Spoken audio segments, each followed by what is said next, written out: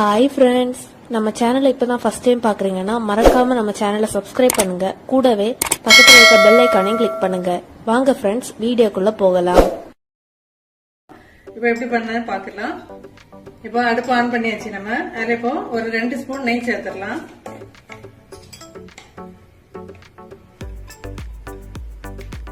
இப்போ நெய்ல வந்து ஃபர்ஸ்ட் நம்ம நட்ஸ், அது தேவைக்கேற்ப எவ்வளவு வேணா சேர்த்துக்கலாம். நட்ஸ் சேர்த்து இப்ப நம்ம வறுத்துட்டு போறோம். இப்ப ரவா கேசரி வந்து டக்குன்னு நம்ம வீட்டுல இருக்க சாதனத்துல சேர்த்துடலாம். எந்த ஒரு ஃபங்க்ஷன்னாலும் நம்ம கொஞ்சமா வீட்டுல ரெடி பண்ணிடலாம். இப்ப நெய் சூடாயிட்டு நட்ஸ் இப்ப வறுத்துடலாம்.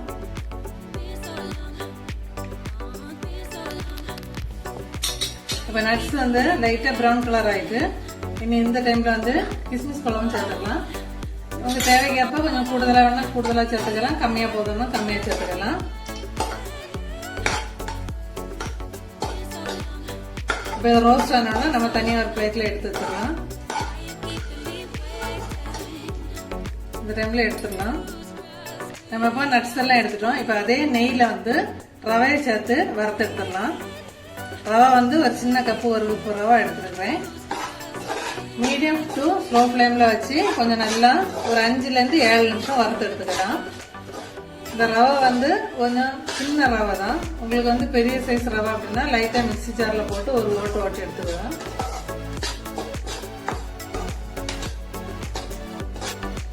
நம்ம இப்போ நல்லா ரவையை வந்து வறுத்து எடுத்துட்டோம். இனி இப்போ இதை வந்து ஒரு பாத்திரத்துக்கு டிரான்ஸ்ஃபர் பண்ணிடலாம். நம்ம இப்போ ரவை வந்து பாத்திரத்துக்கு டிரான்ஸ்ஃபர் பண்ணியாச்சு. இப்போ அதே கடாயில தண்ணி சேர்த்துடலாம். இப்போ 1 கப்பு ரவைக்கு 3 கப்பு தண்ணி வச்சு சேர்க்க போறோம். நம்ம கரெக்ட் ரேஷியோ அப்படின்னா 1:3. அது எந்த கப்புக்கு நீங்க அளவு எடுத்தாலும் சரிதான். 1 கப்பு ரவைக்கு 3 கப்பு தண்ணி சேர்த்துக்கோங்க.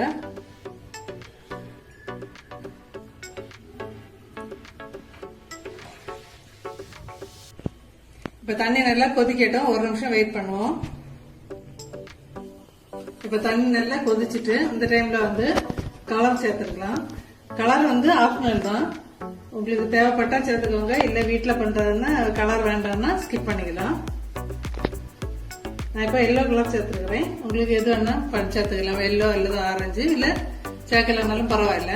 இப்ப நம்ம ரவை தட்டி கிண்ட போறோம். அடுப்பப்ப சிம்ல வச்சுக்கோங்க. வச்சுட்டு ரவா கொஞ்சம் கொஞ்சமா சேர்த்துட்டு நல்லா மிக்ஸ் பண்ணி கொடுத்துக்கலாம் கை விடாம. அது வந்து கட்டி பிடிக்காம, இப்ப நிறைய குவான்டிட்டியில செய்றீங்க அப்படின்னு சொல்லும் போது கட்டி பிடிக்க சான்சஸ் இருக்கு. அது நல்லா வறுத்துட்டீங்க அப்படின்னு சொன்னா அந்த அளவுக்கு கட்டி பிடிக்காது. கை விடாம இந்த தண்ணி எவ்வளவுமே உள்ள உரையிற அளவுக்கு நம்ம கிண்டி கொடுக்க போறோம்.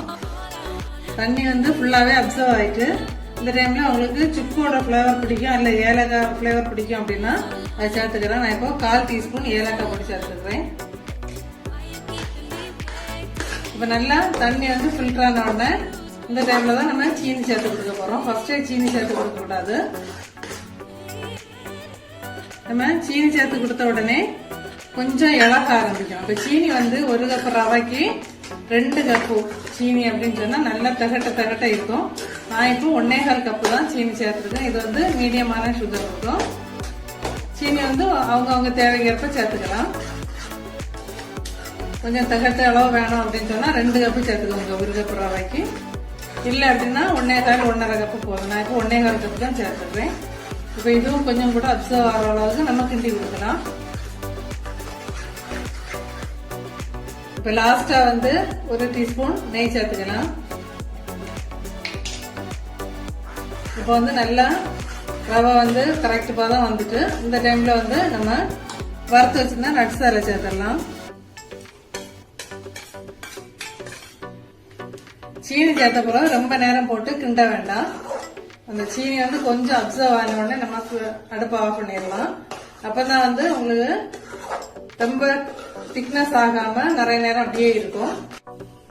நம்ம இப்போ ரவா கேசரி சூப்பரா ரெடி பண்ணிட்டோம். நல்லா சாஃப்டா பாருங்க, சாஃப்டா சூப்பரா இருக்கு.